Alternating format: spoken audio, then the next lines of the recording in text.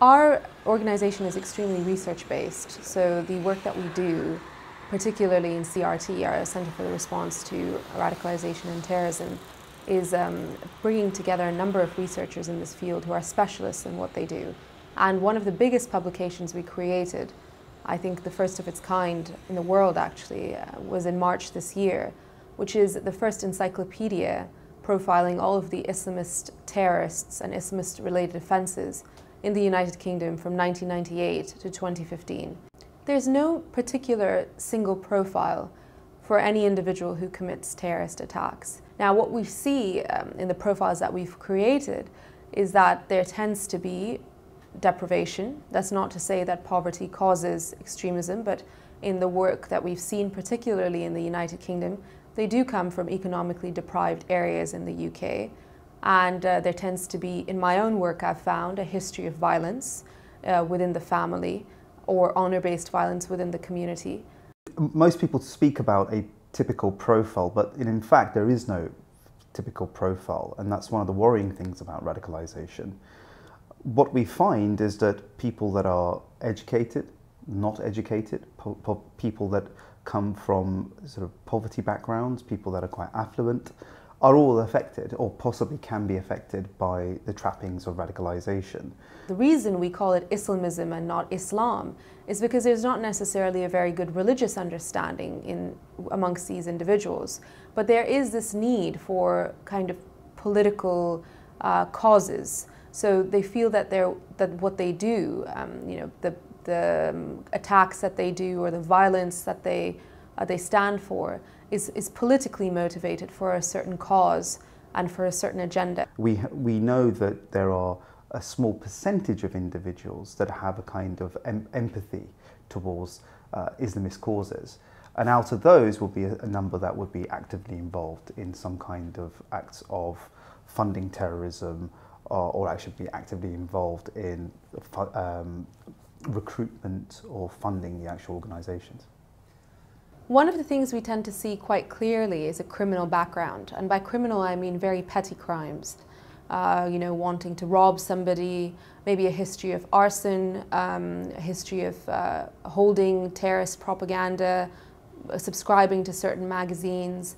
So there is no indication that these elements will necessarily lead to radicalization, but we definitely do see it in the profiles that this criminal background certainly exists. There is no conveyor belt theory that an individual would have A, B, C in their background and as a result become radicalized. We've seen people who have become radicalized through networks, through social connections, but we've also seen cases of individuals becoming radicalized through preachers and hate content available online. So there is no one-size-fits-all profile for individuals becoming radicalized.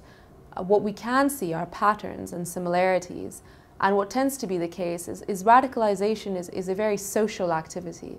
So in the work that we've done of over 260 profiles created, is that most of them tended to know the same individuals, they tended to work in the same spaces, they tended to go to areas where one would not think radicalization would occur. So mosques have been areas that have been targeted for a long time for radicalization, but in fact young people are becoming radicalized in places as social as the gym, going to the gym to work out. There is a very, very big role of online spaces. Now, one cannot say that individuals are only radicalized online. That's certainly not the case. A person does not go online and turn into a jihadist. There is definitely an interest that occurs before that. But is it something that accelerates this process? Most certainly so. There are a number of reasons why social media has helped recruitment for extremists. One reason is anonymity. See, in the old days, if you wanted to go and talk to a jihadi, let's say, there would be some risk involved. And what social media does, it takes that risk away. Social media allows you to reach other people faster who have the same kind of mindset. So, for example, if you open an account on Facebook, Twitter or Google, the mechanics behind it are actually aiding this recruitment process. Not intentionally, of course. But what it does is, if you open up an account and you have kind of a sort of an extremist profile, it will also say to you, this person has similar ideas to you or similar kind of profile to you, and it will give you a list of other people.